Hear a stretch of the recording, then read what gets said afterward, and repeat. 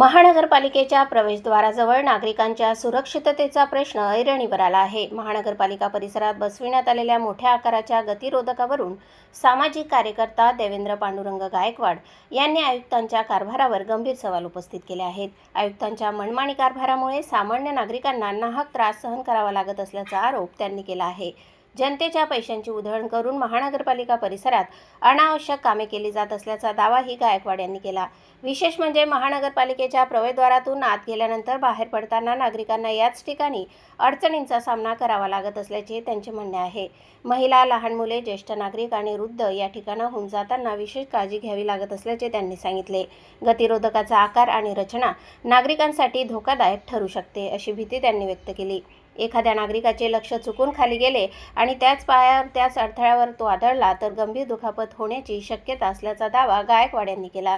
एखाद्या नागरिकाला दुखापत झाली किंवा जीवितास काही धोका निर्माण झाला तर त्याची जबाबदारी कोणाची असा थेट सवाल त्यांनी आयुक्तांना केला आहे। नागरिकांच्या पैशातून कामे केली जात असताना त्याच नागरिकांच्या सुरक्षिततेकडे दुर्लक्ष का असा प्रश्नही त्यांनी उपस्थित केला।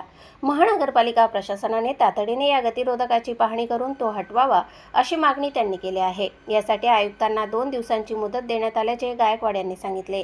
2 दिवसात हा अडथळा हटवला नाही तर महानगरपालिकेच्या प्रवेशद्वारावर आंदोलन करण्याचा इशारा त्यांनी दिला। तसेच आंदोलनादरम्यान हा गतिरोधक हटवून तो आयुक्तांच्या दालनासमोर ठेवण्याचा इशाराही त्यांनी दिला आहे। आता महानगरपालिका प्रशासन या आरोपांची दखल घेते का? नागरिकांच्या सुरक्षिततेसाठी हा गतिरोधक हटवला जातो का की आंदोलनानंतरच प्रशासनाला जाग येणार याकडे सर्वांचे लक्ष लागले आहे। मात्र नागरिकांच्या सुरक्षिततेचा मुद्दा उपस्थित झाल्याने प्रशासनाने तातडीने वस्तुस्थिती तपासून योग्य निर्णय घेणे गरजेचे आहे। प्रतिनिधी गोकुळ देवरेसह स्वराज्य न्यूज धुळे। लोखंडाचे पत्र्याचे जे दात आहे ते मोठ्या प्रमाणात वर निघलेले, त्या ठिकाणावरून पायी येणाऱ्या जाणाऱ्याच्या जर लक्षात नाही आलं तर त्या ठिकाणी अनुचित मोठा दुर्घटना घडू शकते। त्यानंतरून धुळे शहरामध्ये म्हणजे सामान्य माणसाने नगरपालिकेत यायचं का दवाखान्यामध्ये जायचं हा प्रश्न आज जनतेच्या मनामध्ये निर्माण झालेला आहे।